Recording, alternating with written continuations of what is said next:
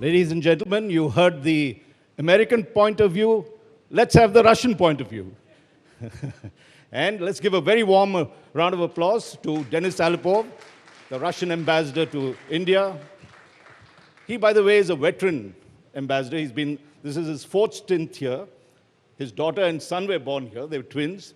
And regards it as his karma bhumi, I would gather. Oh, absolutely. So, Denis, let's get straight to the big development. How is Russia taking the big changes in the US approach towards the Ukraine war?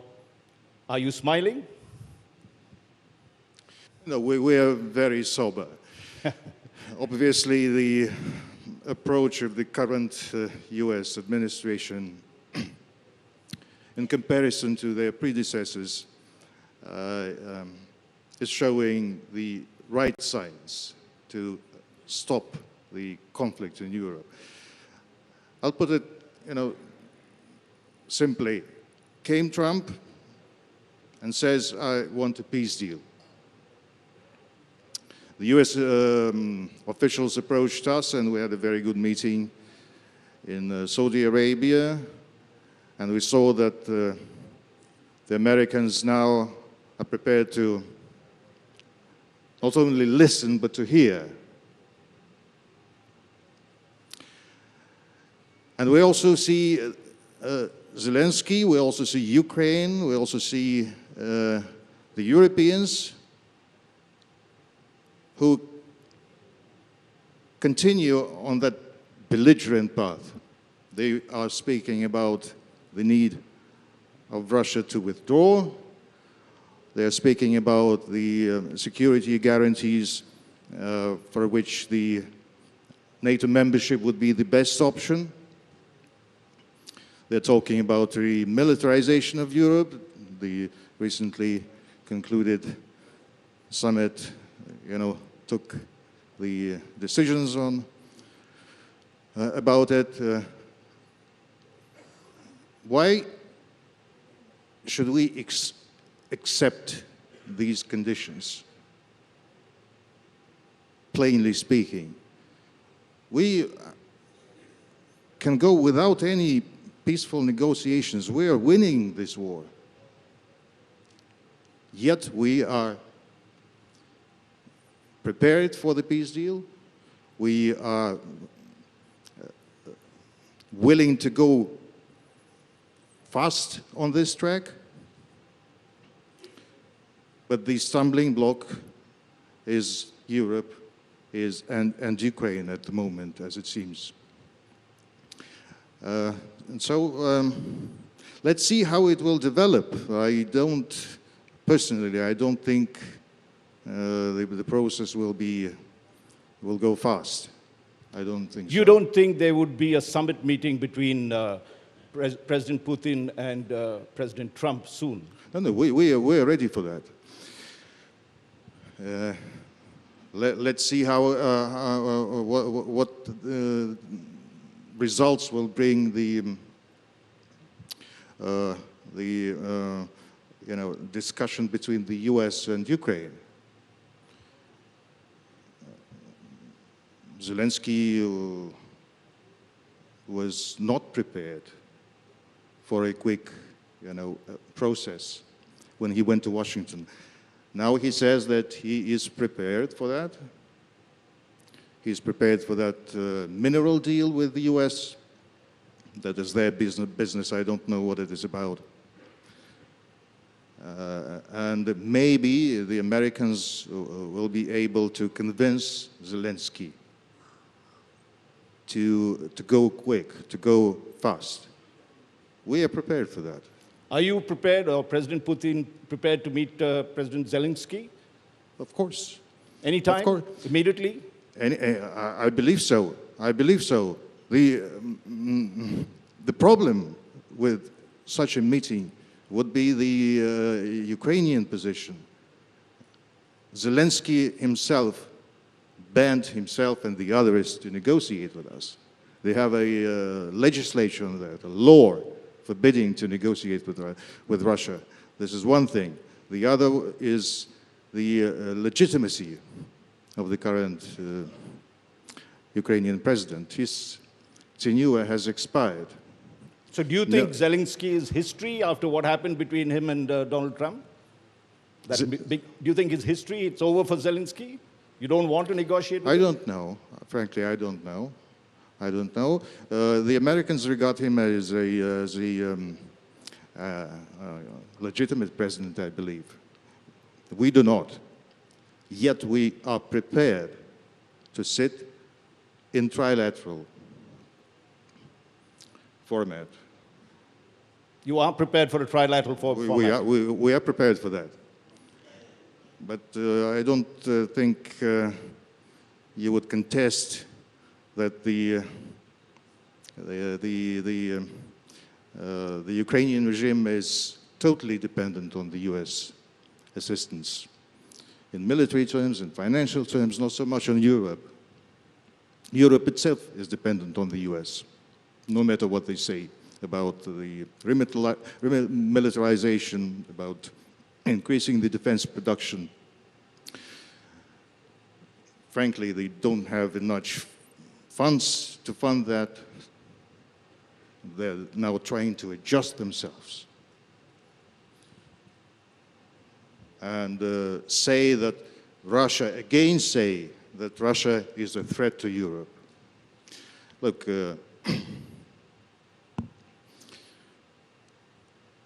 the situation in Ukraine was obviously provoked. Russia, even during the Soviet times, during the Cold War, NATO was created first, Warsaw Pact was created afterwards as a deterrent to NATO. Then the Soviet Union disintegrated. There is no Warsaw Pact, there is no Soviet Union. NATO's still here. It has expanded. Right. And openly states that Russia is an enemy, an adversary. How should we regard that? As a threat of Russia to Europe or vice versa? You know, you talked of winning the war. It's 3 years now. February 24th, 2022 was when call it a special military ops, everybody else calls it the Ukraine war. And yet, Russia has not won the war. What is the position?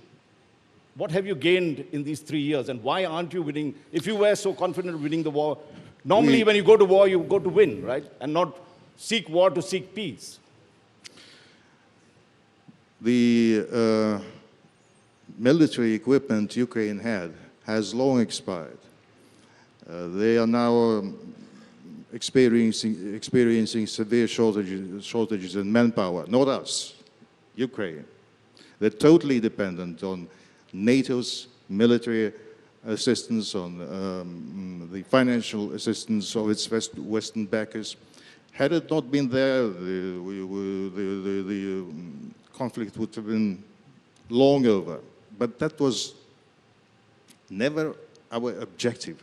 We wanted to avoid the confrontation at all costs. Way back in 2007, when Putin spoke at the Munich conference, pointing out that, look, we need to sit and have a collective security in Europe. Europe will never feel secure without incorporating Russia. Russia will never feel secure without a dialogue, a positive dialogue with Europe. We are neighbors. We will not go anywhere. We need to have, there cannot be a separate security for Europe and a separate for Russia. This is impossible. There should be. There is an organization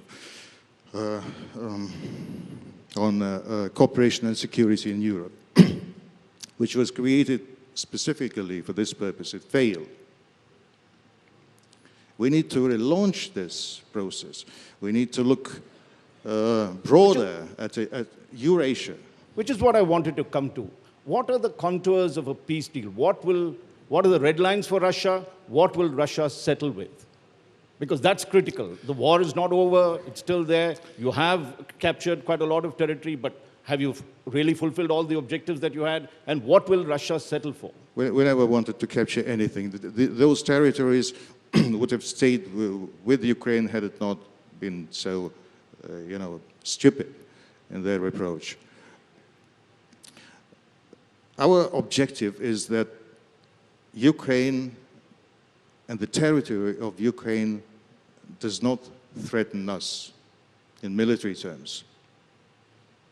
And when Europeans and the US started to speak about membership of Ukraine, that was the red line. We need to have Ukraine, a Ukraine that does not pose a danger to us. As regards the eastern territories and Crimea, this train has gone for Ukraine. These are now parts of the Russian Federation. So this is non-negotiable at the moment, out of question. They should have thought about it before. And I would gather Donetsk and Luhansk you would want to keep. Pardon? The Donbass area, that is yours. Those are integral parts of the Russian Federation at the moment. This is out of question. Well, you've drawn the red lines on that, but I want to bring you to India in the remaining minutes that we have and look at how do you see India's role, or does India really have a role in settling the Ukraine war, bringing peace, and what kind of role do you expect India to have? No, we do not expect from India anything in this regard. And I think External Minister Jaishankar has also spoke about that in London just recently. India is not looking at some kind of a mediation role. Has always called for a peaceful resolution. We value that very much and have always appreciated that. This is exactly the Russian position. And I believe what the efforts should be targeted now to persuade the Europeans and Ukrainians to start talking and doing peace. Because they are now the belligerent party. They are now willing, some of them, some of the European leaders are even saying that, continuing with war would be safer for Ukraine than a peace, an immediate peace deal. Excuse me, what kind of a position is this? Right. I mean, that's Europe's position at the moment. But let's come back to India. And if you look at the fact, how do you see the future of India-Russia relations, given the fact that in the past couple of years, we've moved much closer to the US, and if you want to call it the West, than ever? Is that going to have an impact on our relations?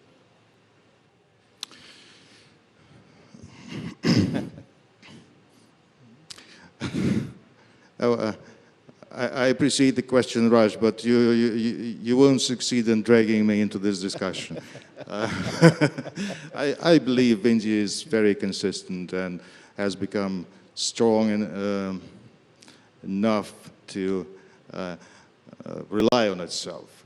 And its foreign policy is driven by national interests. It is driven by the mandate of the Indian people. It considers Russia as one of strategic priorities. We have our own foreign policy concept in which India is one of the top priorities.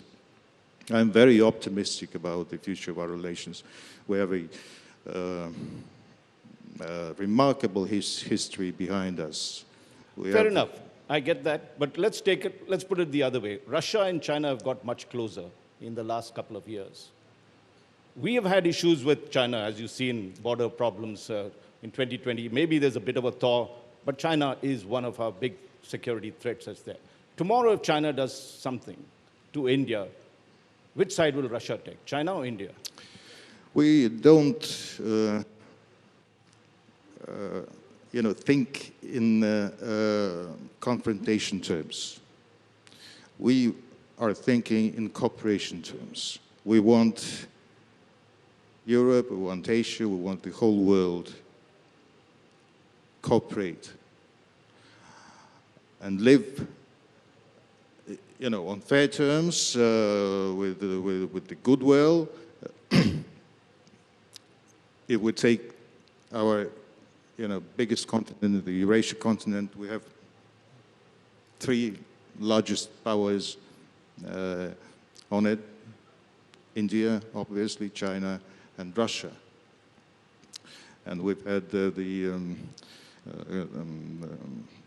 quite successful trilateral format until recently, the Russia-India-China format, in which we, met and spoke about joint initiatives, the future of the continent and the world at large. That is about cooperation. We want to. We are in favor of, building confidence between India and China. So you won't take sides? That we favors. We don't want take sides. We don't. We endorse the building of goodwill. We are willing to help in any way, if required, by both parties to help building the confidence between you. This is our objective. There will certainly be competition, but it should be, a positive competition, right? Not like an adversary type competition. Well, India might be disappointed that you're not taking the sides. In the past, you would take our side whenever there were big international confrontations, but we'll keep it at that. Let us look at one more aspect. But we took the Indian side in 1971. You did? We don't forget that. Yes. Yeah. India has a long memory. This is elephant country. But we got 2 minutes left, and let's look at India-Russia trade. It's about $64.5 billion. Out of that, Russia exports $60 billion to us, and we export you only $4 billion. So the balance of trade, if we were Trump, we would be saying reciprocal and trying to get equity in terms of trade. What is the problem? Why is it that India is not able to do business with Russia as you all are able to do with us? There is a big fear of secondary sanctions, secondary Western sanctions that trade with Russia will invoke. But it is important to know that there are mechanisms between us, bilateral mechanisms, national currencies, trade, transactions, and other that allow us to expand in trade. And I think this is the very opportune moment to India to expand. Look at what Trump is saying. It looks like the US is willing to return to Russia because they abandoned a huge profitable market for political reasons. And it looks like they're willing to come after peace deal is concluded. If that happens, and this may happen fast, I myself don't quite optimistic about the pace, but if that happens fast, India will miss the bus. That's a good point. America is wanting to do business with Russia, and we aren't able to do business with y'all because of that. But final question, 13 seconds left. Trump offered to sell us the F-35 stealth fighter. Russia, what will you give us?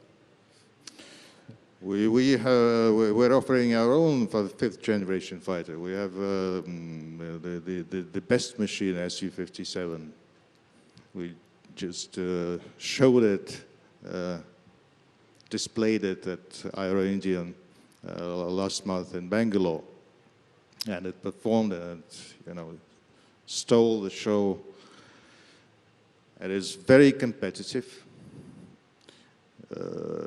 We are offering not only to sell, but to co-produce. We offer technology sharing. We offer, industry. We're creation of necessary industrial facilities for production of this. We are open to configuration changes. So this is a very lucrative deal that we offer to India. I think we're in a very good position if and when it comes to some kind of a tender or whatever. But India wants to build its own fifth generation fighter. This is also a factor. So between the F-35 and the Su-57, India-Russia relations might improve, maybe get even better as it's there. But Denis Alipov, thank you very much for being candid and frank about your answer. Ladies and gentlemen, let's give him a very, very warm round of applause. Thank you the very Russian much. ambassador. Thank you.